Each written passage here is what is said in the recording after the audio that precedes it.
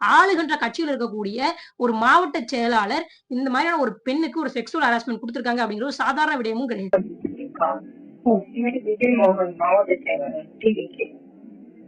அன்பான உறவுகளுக்கு நான் உங்கள் அனீஸ் பாத்திமா, இது உங்கள் வேலுநாச்சி.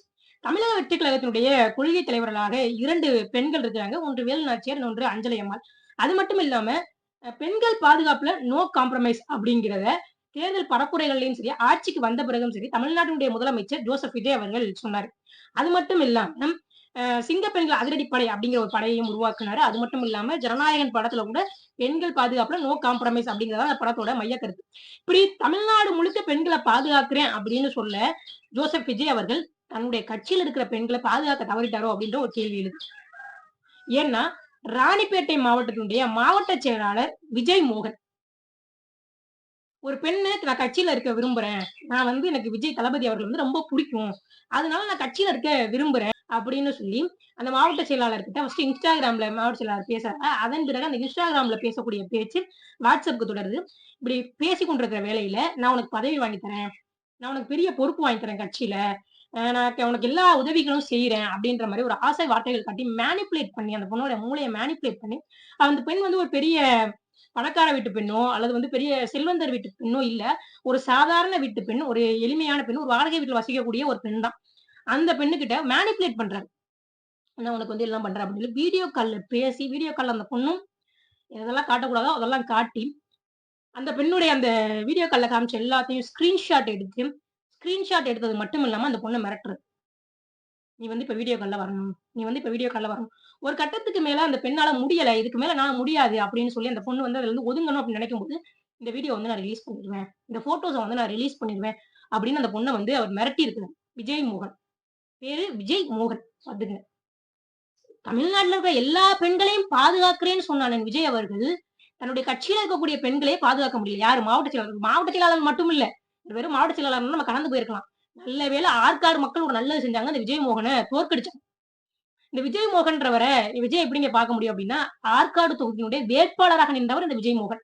சரி, இதெல்லாம் என்னங்க ஆதாரம்? சும்மா போற போக்குல அடிச்சு விட்டுறீங்க அப்படின்னு சொன்னா அந்த பொண்ணு இன்னைக்கு கம்ப்ளைண்ட் கொடுத்துருக்காங்க. 2 நாளைக்கு முன்னாடியும் கம்ப்ளைண்ட் கொடுத்துருக்காங்க. சிஎம் செல்லுக்கு கம்ப்ளைண்ட் அனுப்பியிருக்காங்க. எந்த மீடியாவும் இந்த கம்ப்ளைண்ட கவர் பண்ணல. பவ்யா லட்சுமி, நான் ஆற்காடுல இருந்து வரேன். டிவிகே கட்சியில மெம்பரா இருக்கலாம்னு சொல்லிட்டு விஜய் மோகனுக்கு மாவட்ட செயலாளருக்கு கால் பண்ணி பேசின இன்ஸ்டா மூலியமா இந்த மாதிரி மெம்பர் ஆகணும் அப்படின்னு சொல்லிட்டு அவர் ஆசை வார்த்தை பேசி என்கிட்ட வீடியோ காலிங், ஆடியோ காலிங் எல்லாமே இன்ஸ்டா மூலியமா எனக்கு கால் பண்ணாரு. கால் பண்ணி பேசி என்ன ஸ்கிரீன்ஷாட்ஸ் எல்லாமே எடுத்து வச்சிருக்காரு. என்னோட போட்டோஸ், ஸ்கிரீன் ரெக்கார்டிங் எல்லாமே பண்ணி வச்சிருக்காரு. அது சம்பந்தமா 23ஆம் தேதி ஆற்காடு டவுன் ஸ்டேஷன்ல நான் கம்ப்ளைண்ட் கொடுத்திருந்தேன். இந்த மாதிரி வீடியோ எல்லாம் எடுத்து வச்சிருக்காங்க அப்படின்னு சொல்லிட்டு நான் கம்ப்ளைண்ட் கொடுத்திருந்தேன். அதுக்கு எனக்கு இன்னைக்கு விசாரிச்சு எனக்கு எஃப்ஐஆர் காப்பி கொடுத்துருக்காங்க. ஆனா இது நான் வெளியே விட விரும்பல.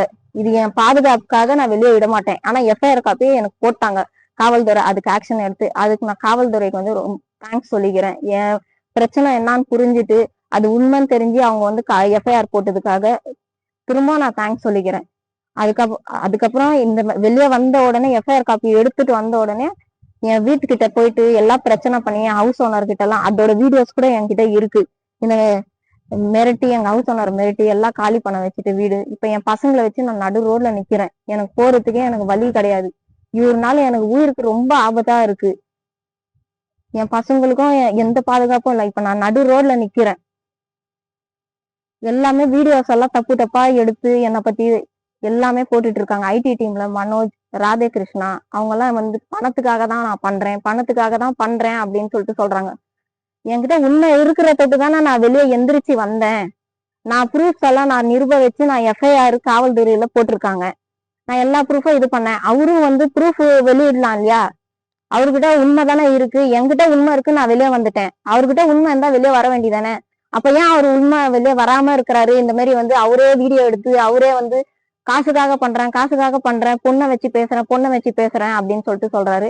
எல்லாம் காசுக்காக அவர் பண்ணேன்னு சொல்லிட்டு எதிர்க்கும் என்னை கேட்கலாமே. எதுவுமே அவர் என்னை இது பண்ணலீங்களே. எதுவுமே அவர் சாட்சி நிர்வகிக்கலையே. அவர்கிட்ட இருக்கிற சாட்சி அவர் எதுவுமே நிர்வகிக்கல. அவர்கிட்ட இருக்கிற உண்மை என்ன இருக்கு அப்படின்னு அவர் போடவே இல்லைங்களே. எதுவுமே இது பண்ணல. எல்லாமே என்னை பத்தி தப்பு தப்பா இதே மாதிரி அவரு தப்பு தப்பா என்னை பத்தி பேசி என்னை மைண்ட் அப்செட் பண்ணி சூசைட் பண்ற 4 பேரை வச்சு என்னை அசிங்கப்படுத்தி போட்டு போட்டு எனக்கு சூசைடே பண்ணிக்கலாம்னு இருக்கு, இந்த வாழ்வே வேணாம்னு சொல்லிட்டு. ஆனா எழுதி வச்சுட்டு நான் செத்துருவேன், இந்த வீடியோக்காக நான் எழுந்து வச்சுட்டே செத்துடலான்னு இருக்கிறேன். என்ன மாதிரி நிறைய பேர் அவங்க பேர் பாதிக்கப்பட்டிருக்கிறாங்க. அதனாலதான் நானே எந்திரிச்சு வெளியே வந்தேன். அந்த பெண்களாவது காப்பாத்தணும்னு சொல்லிட்டு தான் நான் வெளியே வந்துட்டேன். உண்மை இருக்கு என் பக்கம் வந்துட்டேன், நான் வெளியே வந்துட்டேன், துடிஞ்சு வெளியே வந்துட்டேன். அவர்கிட்ட நிறைய இதே மாதிரி பதிவு போடுறேன் பேசி பேசி அவங்களோடதான் எடுத்து வச்சிருப்பாங்க. அதனாலதான் எனக்கு பயந்து நான் என்ன மாதிரி பாதிக்க கூடாது, என்னோடவே லாஸ்டா இருக்கணும், இதுக்கப்புறம் யாருக்கும் இந்த மாதிரி நடக்க கூடாதுன்னு தான் நான் போட்டேன். காவல்துறை இன்னைக்கு எஃப்ஐஆர் கொடுத்துட்டாங்க. ஆனா எப்ப ஆக்ஷன் எடுக்க போறாங்க எனக்கு தெரியல. இந்த மாதிரி ஆக்ஷன் எடுக்காம இருக்கிற தொட்டு எனக்குதான் உயிருக்கு ஆபத்து. யாரோ பின்னாடி வராங்க, இந்த மாதிரி வீடியோ இது பண்ணிட்டாங்க, எல்லாமே பண்ணிட்டாங்க. இப்ப நான் எங்க போறதுன்னே எனக்கு தெரியல. ஆனா என் உயிருக்கு எதுனா காரணம்னா விஜயனா நீங்க தான் இதெல்லாம் பாத்துக்கணும். உங்களுக்காக நாங்க வந்து உழைக்கணும்னு சொல்லிட்டு ஒரு மெம்பரா இருக்கணும்னு போன் பண்ணி அவரை கேட்டதுக்காக என்னை ஆபாசமா எல்லாமே எடுத்துட்டாரு. எடுத்து இந்த மாதிரி ஆபாசமான வீடியோஸ் எல்லாம் எடுத்து என்னை பிளாக்மெயில் பண்ணி என்னை எவ்வளவு அசிங்கப்படுத்த முடியுமோ அவ்வளவோ பண்றாரு.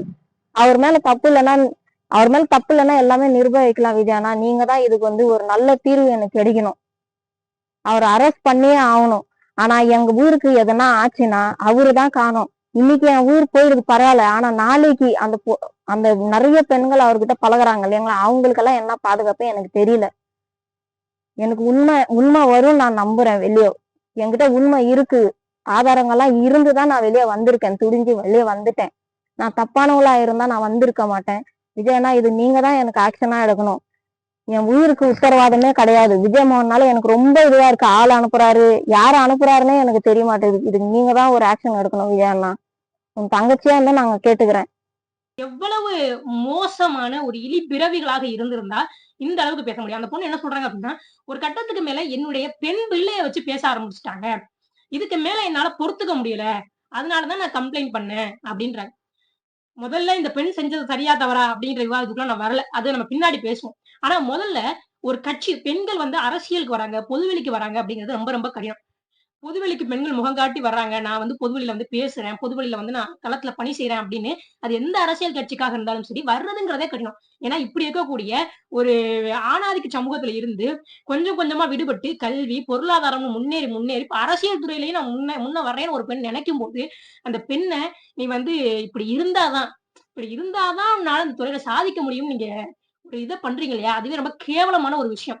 ஒரு ஏழ்மையான வீட்டு பெண்ணு நான் அரசியலுக்கு வர்றேன், அதுவும் உங்களுடைய கட்சியை நம்பி வர்றேன், எத்தனையோ கட்சிகள் தமிழ்நாட்டுல இருக்கு, ஆனாலும் எனக்கு விஜய் அவர்களை பிடிக்கும், அதனால நான் அவர் ஒரு மாற்றத்தை தருவார் நான் நம்புறேன். அது வந்து ஏமாற்றம்ன்றது எல்லாருக்கும் தெரியும், இருந்தாலும் கூட அந்த பொண்ணு நம்புது இல்ல, நான் ஒரு மாற்றத்தை தருவாருன்னு நான் வர்றேன் அப்படின்னு சொல்லி அந்த பொண்ணு வரும்போது, அந்த பொண்ணை நீ வந்து இப்படி இருந்தாதான் இது பண்ண முடியும், அந்த பொண்ணுடைய அதாவது ஒரு பெண் அப்படின்னா இதெல்லாம் பண்ணாதான் அந்த பெண் வந்து அரசியலை சஸ்டெயின் பண்ண முடியும்னு நீங்க ஒரு நிலையை கட்டமைக்கிறீங்கல்ல, இதுவே ரொம்ப ரொம்ப ரொம்ப ரொம்ப கேவலமான ஒரு விஷயம். அதாவது தாவேகாவுக்கு திமுகவுக்கு தாவேகா மாற்றமாக இருக்கும்னு சொன்னாங்க. ஆனா இந்த அளவுக்கு மாற்றமா இருக்கும்னு எதிர்பார்க்கல. திமுக விட தாவேகா பெட்டர்னாங்க. எதுல பெட்டரா இருக்குன்னா இதுலதான் பெட்டரா இருக்கு. திமுகவே தாவேகா மிஞ்சிருச்சு. அததான் சொல்லணும். இவ்வளவு கேவலமா வந்து தாவேகாவுடைய மாவட்ட செயலாளர் ஆற்காடு தொகுதியினுடைய வேட்பாளர் இந்த வேலையை செஞ்சிருக்காரு. நல்ல வேளை ஆற்காடு தொகுதியில அவர் மக்கள் தோற்கடிச்சிட்டாங்க. ஒரு நல்ல விஷயம் நீங்க செஞ்சிருக்கீங்க அப்படின்னா அவர் தோற்கடிச்சதான். இல்லைன்னா இன்னும் அதிகாரத்துல இருந்து இன்னும் எத்தனை பெண்களுடைய வாழ்க்கையை சீரழிச்சிருப்பாரு அப்படின்றதே தெரியாது. அந்த அளவுக்கு மிக மோசமா நடந்திருக்கு. நீங்க பாருங்க, ஒரு பெண் ஒரு பொம்பளை புள்ள முகங்காட்டி அரசியலுக்கு வந்து பேசுறதுங்கிறது எவ்வளவு கடினமான ஒரு விடயம் தெரியுமா? ஒரு அரசியல் கட்சி ஒரு பெண் நம்புறதுங்கிறது எவ்வளவு கடினமான விஷயம்ன்றது உங்களுக்கு தெரியுமா? இது எதுவுமே தெரியாம வந்திருக்காங்க.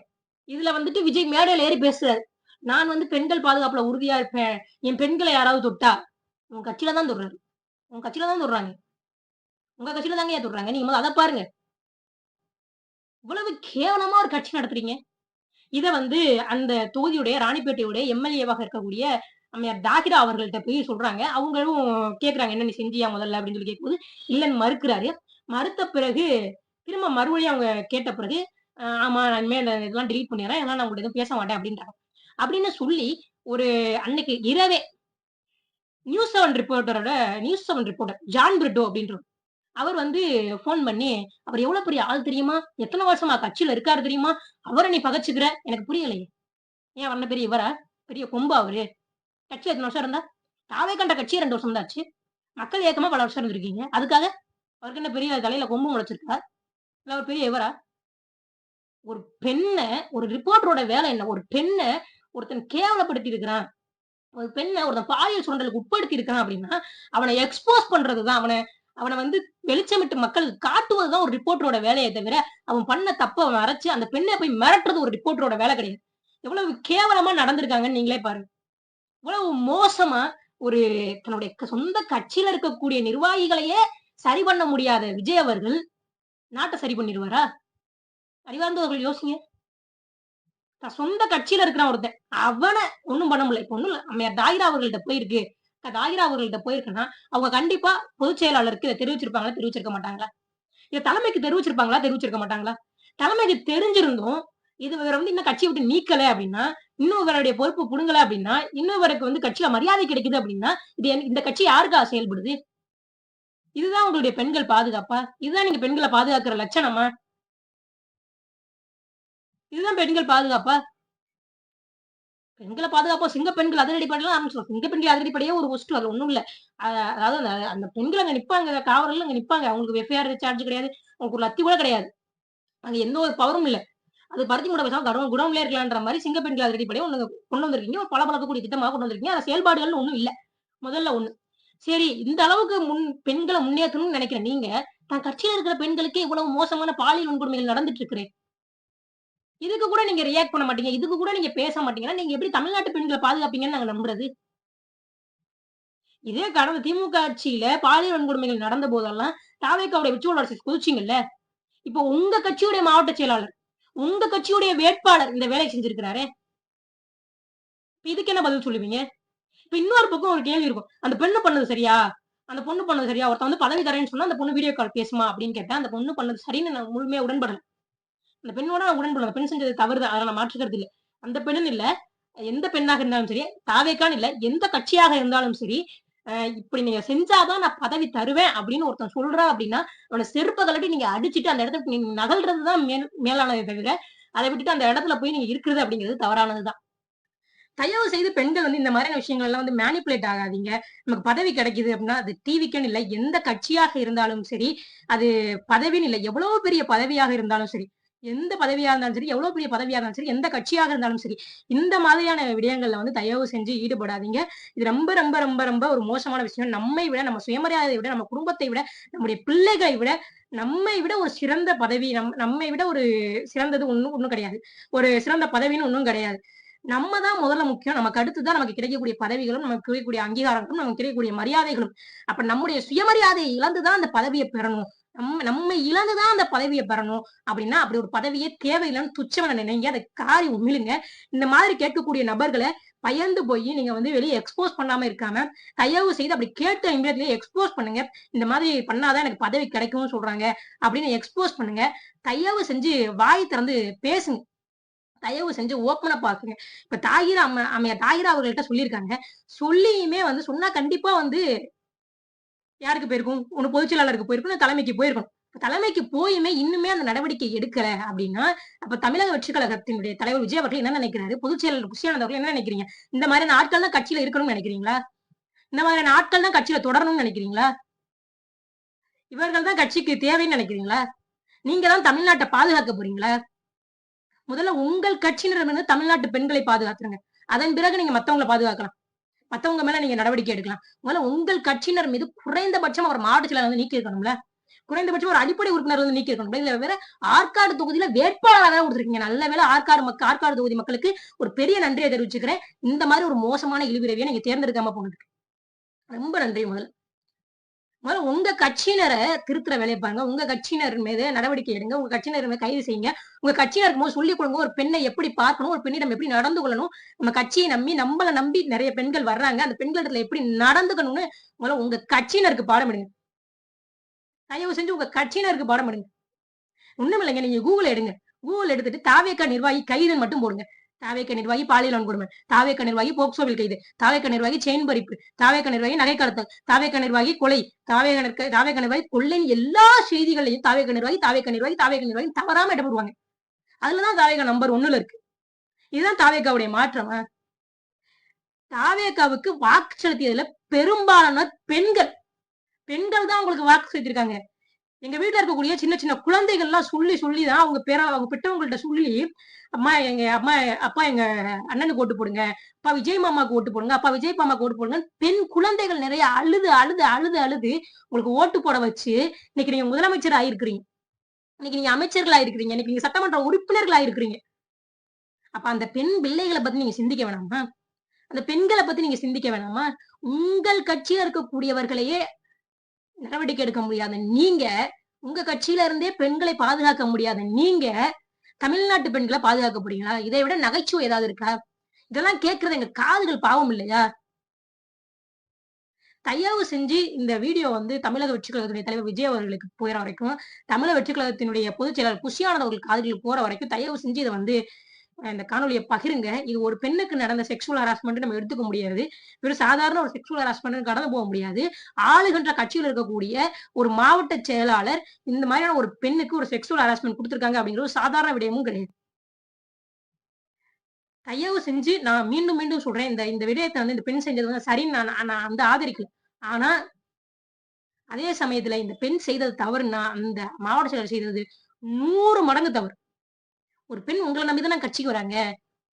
விஜய நம்பி தானங்க கட்சிக்கு வராங்க. நம்ம அண்ணன் கட்சி. நம்ம அண்ணன் படத்துல சர்க்கார் படத்துல அப்படி நடிச்சிருக்காரு. நம்ம அண்ணன் வந்து கத்தி படத்துல இப்படி நடிச்சிருக்காரு. நம்ம அண்ணன் வந்து நம்மள பாதுகாப்பாரு. அப்படின்னு நம்பி தானே பெண்கள் கட்சிக்கு வராங்க. தமிழக வெற்றி கழகத்துல இணையணும் அப்படின்னா, என்ன கொள்கை இருக்கு? என்ன கோட்பாடு இருக்கு உங்கள்ட்ட? ஒண்ணுமில்ல. நீங்க நடிச்ச படங்கள பார்த்து, இந்த மாரிலாம் திரையில காப்பாத்துறாரு. அது மாரி தரையிலயும் காப்பாத்துவாருன்னு நம்பி தான் அந்த கட்சிக்கு வராங்க. அப்படி வரக்கூடிய பெண்கள பாலியல் சுரண்டலுக்கு உட்படுத்துவது தான் வந்து தமிழக வெற்றி கழகத்தினுடைய சாதனையா? இதுதான் நீங்க பெண்கள் நடத்துற லட்சணமா? இதுல நாங்க வந்து அதிகமான மினிஸ்டர்ஸ நாங்க தான் வரலாற்றிலேயே குடுத்துட்டோம் பெண்களுக்கு. பெண்களுக்கு நீங்க மினிஸ்டர் குடுத்துட்டீங்க. எங்கிட்டு பெண்கள பாலியல் சுரண்டலுக்கு உட்படுத்திட்டு இருக்காரு உங்க மாவட்ட செயலாளரு. முதல்ல உங்க கட்சியில இருக்கவங்கள திருத்துங்க. பிறகு நீங்க தமிழ்நாட்ட திருத்தலாம். நன்றி.